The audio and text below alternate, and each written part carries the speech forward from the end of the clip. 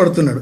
అందుకనే టెహరాన్ బజార్లో ఈ ప్రైస్ రైజ్ గురించి అక్కడున్న ఈ ట్రేడర్స్ మర్చెంట్స్ స్టార్ట్ చేశారు.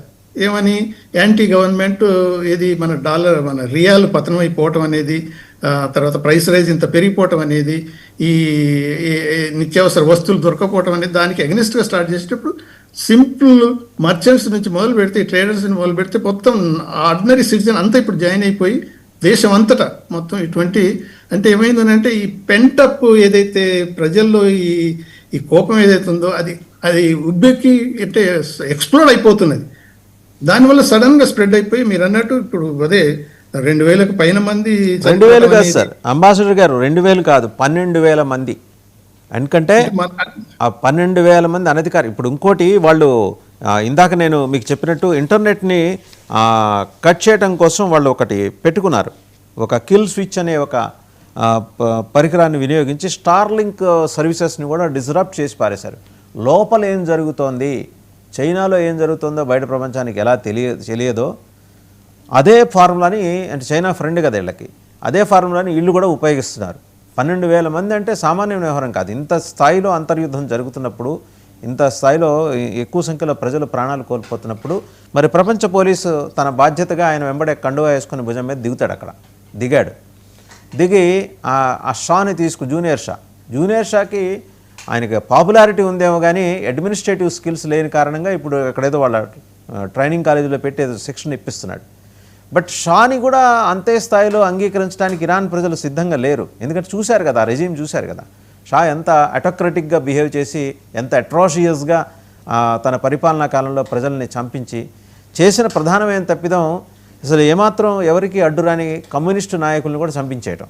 అంటే ఆ ఒక్క దేశంలోనండి, మిగిలిన దేశాల గురించి నేను మాట్లాడట్లేదు. వాళ్ళు ఏదో ఉద్యమాలు చేసుకుంటారు, రోజు పొద్దున ధర్నా చౌక్లో కూర్చోవటం, మళ్ళీ సాయంత్రం వెళ్ళిపోవటం, అలాంటివి చేసుకునే కమ్యూనిస్ట్ నాయకులను కూడా చంపించేశాడు షా. వాళ్ళు ఉండుంటే ఇలాంటి ఫండమెంటలిస్టిక్ సొసైటీ, ఆ రెజీమ్ అక్కడ ఫామ్ అయి ఉండేది కాదు. ఇన్ఫ్యాక్ట్ అలా ఎగదోసింది కూడా అమెరికానే ఆ రోజు, ఈరోజు ఎగదోస్తున్నది కూడా అమెరికానే. సో దీనికి ఏంటి సార్, ఇప్పుడు అర్జెంటుగా షాని ఏమన్నా ప్రతిష్టాపించే కార్యక్రమం ఏమన్నా ఉందా ఆయన అక్కడ?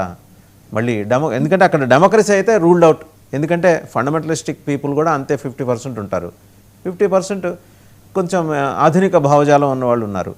ఈ కాన్ఫ్లిక్ట్ అయితే నడుస్తూనే ఉంటుంది.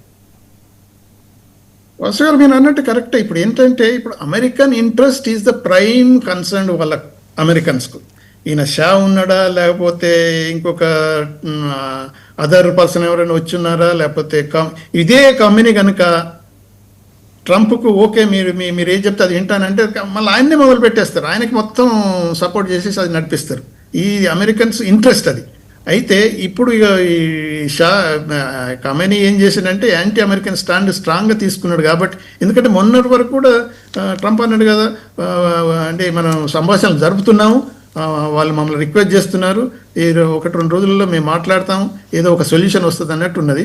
కాకపోతే ఏమంటుంది అంటే ఈ ఖమేనీ తీసుకున్న ఏదైతే యాంటీ అమెరికన్ స్టాండ్ ఎంత అయితే ఉందో దానివల్ల ఇప్పుడు వాళ్ళ American security operators, cabinet or mainly Trump decide చేసుకుంది ఏంటంటే ఇది లాభం లేదు, ఇప్పుడు రిజిమ్ చేంజ్ కావాల్సిందే, ఇప్పుడున్న ఖమేనీని తీసేయాల్సిందనే పద్ధతులు వచ్చారు. కాబట్టి ఇది స్ప్రెడ్ అయిపోయి అంత ఖమేనీ కనుక దిగిపోయి రిజిమ్ చేంజ్ చేస్తే అక్కడ వ్యాక్యూమ్ ఏర్పడుతుంది. మీరు అన్నది ఏంటంటే అక్కడ ఎవరు లేరు, అందుకని ఎవరిని అంటే నామినల్గా ఒక ఫిగర్ ఉంచాలి కదా అన్నట్టు అమెరికన్స్ ఇప్పుడు షా కొడుకును, వాడు ఎప్పుడు అంటే అతను పోయింది 79లో 19 years అరౌండ్ దట్ ఏజ్లో వెళ్ళిపోయినప్పుడు, తర్వాత ఇప్పుడు మాట్లాడుతుంటే ఇరాన్లో ఏం డెవలప్ అయింది కూడా తనకు కూడా తెలియదు.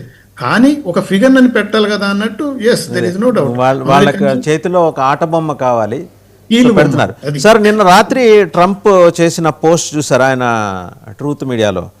Iranian patriots keep protesting, take over your institutions, save the names of the killers and abusers, they'll pay a big price. I have cancelled all meetings with Iranian officials until the senseless killing of protesters stops. Help is on its way. MIGA, MIGA, make Iran great again, President Donald Trump.